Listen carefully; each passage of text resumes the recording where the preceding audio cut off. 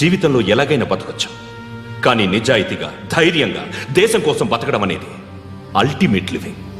Serve the people, die for the country, live like a legend. మేరా భారత్ మహాన్.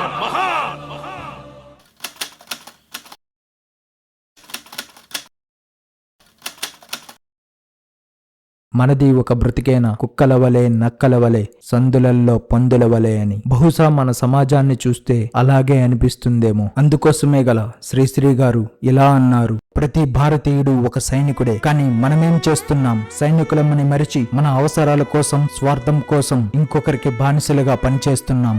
ఆనాడు భారతదేశాన్ని బ్రిటిష్ వాడి చేతిలో పెట్టినట్లు ఈనాడు మన దేశాన్ని బలం బలగం ఉన్నవాడి చేతిలో మరియు రాజకీయ నాయకుల చేతిలో పెడుతున్నాం. కాదంటారా?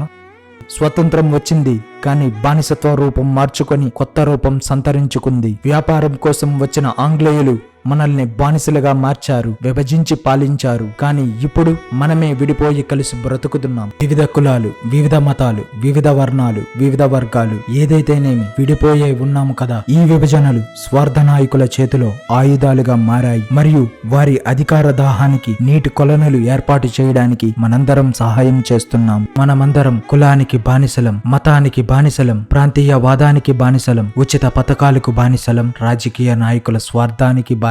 బహుశా మన గురించి మనకన్నా మన రాజకీయ నాయకులకే బాగా తెలిసేమో. కాదంటారా? ఎందరో మహానుభావులు తెచ్చిన స్వతంత్రం 5 ఏళ్లకి ఒకసారి వచ్చే ఎన్నికలలో అవివేకంతో, క్షమించాలి అతి వివేకంతో కొందరు తప్పుడు వ్యక్తులకి ఓటు వేసి సమాజ ప్రగతిని వెనుకకు నెట్టేస్తున్నాం. భావితరాల భవిష్యత్తుని అంధకారంలోకి విసిరేస్తున్నాం.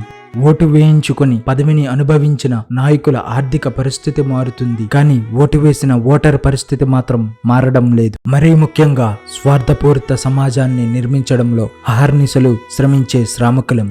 ఈ తరంలో ఎంతమందికి తెలుసు స్వతంత్ర దినోత్సవానికి, గణతంత్ర దినోత్సవానికి మధ్య తేడా? ఇంకా దారుణమైన విషయం ఏమిటంటే జనగణమన, వందే మాతరం కూడా సరిగ్గా పాడడం రాని వారిని నాయకులుగా ఎన్నుకొని చట్టసభలకి ఉన్న విలువని తీసేస్తున్నాం. స్వతంత్ర సమరయోధులు మరణించి బ్రతికిపోయారు. ఒకవేళ జీవించి ఉంటే ఈనాటి పరిస్థితుల్ని చూసి ఎంతో శోకించేవారు. గాంధీజీ కలలు కన్న దేశం ఇది కాదు. మన మార్పు కోసం దేశం ఎదురు చూస్తుంది. ఇకనైనా మారుదాం. ప్రజాస్వామ్యం అనే పదానికి అర్థం తెలిసిన వారిని, జాతీయ జెండాను, జాతీయ గీతాన్ని గౌరవించే వారిని, ఎటువంటి అవినీతి చరిత్ర లేని వ్యక్తులని చట్టసభలకు ఎన్నుకొని స్వతంత్ర భారతావనిని కాపాడుకుందాం. జై హింద్.